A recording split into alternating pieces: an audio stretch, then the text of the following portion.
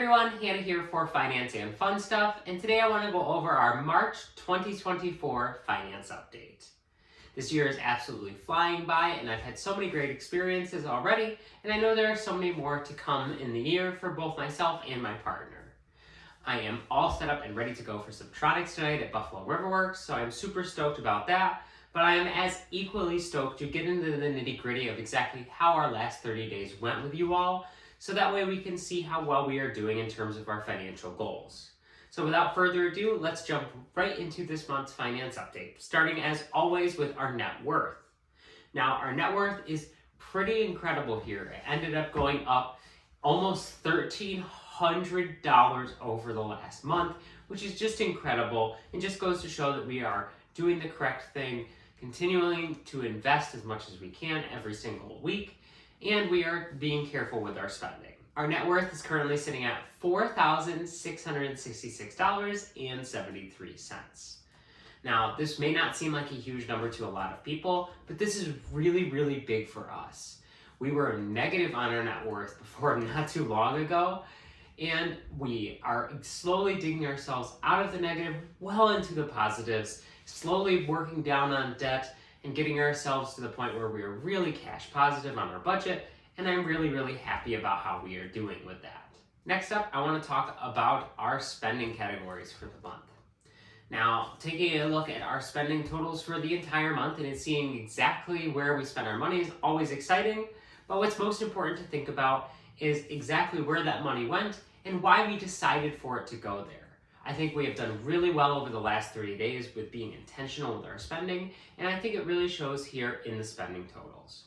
So as we can see, needs bucket can vary is right up at the top here, and a significant portion of this, of course, is always groceries, but there is a new category in here that we added called friend and family enrichment. This is something I was discussing on our last finance update video, where I was talking about how we have things come up where we want to be able to do things that enrich our lives and are able to help us build our friendships and relationships with our family. And sometimes those things do take money. An example I gave was a birthday party that we are going to attend. There's going to be some sort of fee attached if it is at some sort of public place, say like a bowling alley or something. So we added this category group because there are many things that come up all the time that are like that, where we don't want to miss out on the ability to have these experiences with our friends and family, because that is ultimately why we moved out here to a city, was to do more fun things. So as long as we keep this category group around like $100 to $200 a month, I think this is totally manageable, and it is a great way to look at what we are spending on, because it is something that we truly find enriching, and it's something we need in our lives to feel happy. Next, you're going to see our wellness category is really high up here, and that's because of a $575 dental charge that's on here. Sage went for her root canal and got that finished, and that is unfortunately a very expensive process that we are not by any means done paying for. So we are still waiting for some more expenses to come up, and I'm sure those will incur over the next month or two. But in the meantime, this is a good chunk of what we have paid so far for the root canal, and I think we did really well with weathering the storm and moving from categories when we needed to just a little bit, but for the most part we had all of this set aside, and that feels really great that we were able to prepare for it. Now you're going to see Sage wants, for the first time probably ever, up near the top of the category groups here. Now this is because Sage chose to pay off her entire balance that she had for a trip that we are going on later this year. She wants to go to a yarn festival with her family and myself, and so we rented an Airbnb for everybody. Now this is something that was going to be a bit expensive, as you can tell from the charge. So we did the initial payment through Airbnb, where it basically reserves the room, and then you have to pay the entire balance off by the time you get to the rental.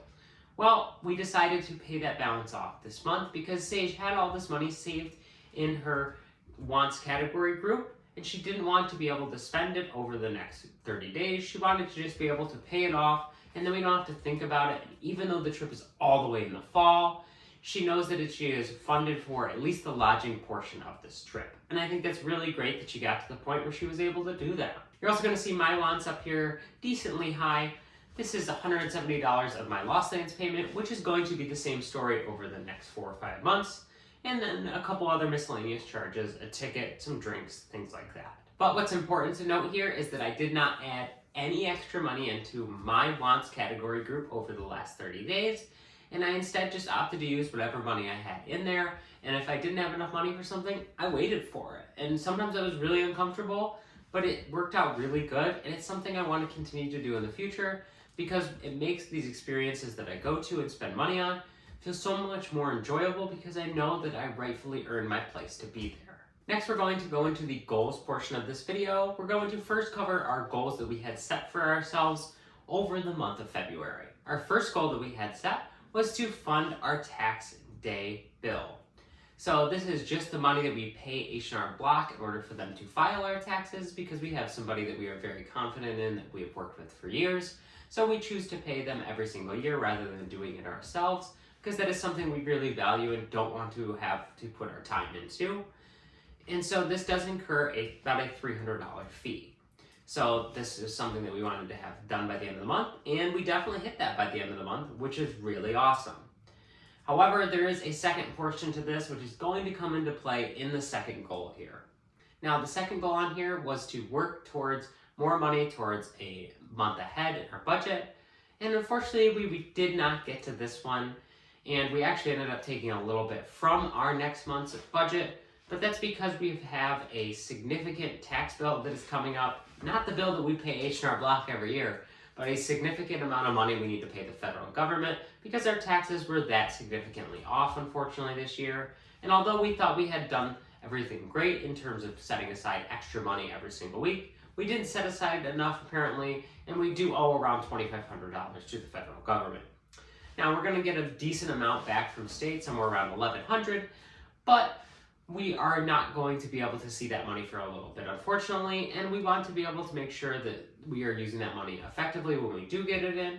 So we are working towards actively pursuing filling that $2,500 bill category up as soon as possible. So we've unfortunately had to borrow a little bit from the next month's category group, but we are still able to work a little bit ahead, which is always nice. And lastly, we have our goals for the month of March in 2024.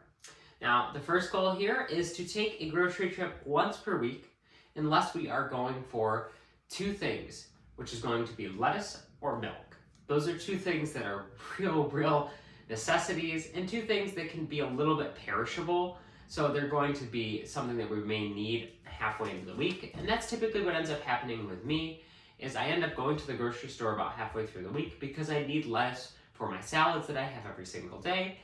And unfortunately, if I buy all my lettuce at once, it spoils by the end of the week frequently enough that I'm not able to use it.